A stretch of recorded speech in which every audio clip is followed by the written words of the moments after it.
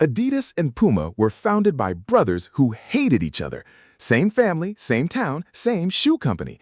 Their feud split an entire town in two. Stick around. In the 1920s, German brothers Adi and Rudi Dassler made shoes in their mother's laundry room. They built the world's best. Jesse Owens wore their spikes to win 4 gold medals at the 1936 Olympics. But after World War II, something between them broke. In 1948, they split the company. Adi created Adidas. Rudi crossed the river and founded Puma. Two rival giants born from a bitter divorce.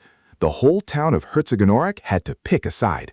Adidas workers wouldn't speak to Puma workers, using different bars, bakeries, and barbers. Marrying across companies was forbidden. Locals checked your shows before talking, earning the town the nickname the Town of Bent Necks. The brothers never reconciled. They're buried at opposite ends of the same cemetery. The feud only truly ended in 2009 with a friendly football game between the companies. Two of the biggest sports brands on earth exist because two brothers couldn't share a roof. Every ordinary thing has a hidden past. Follow Weird Origins to find out yours.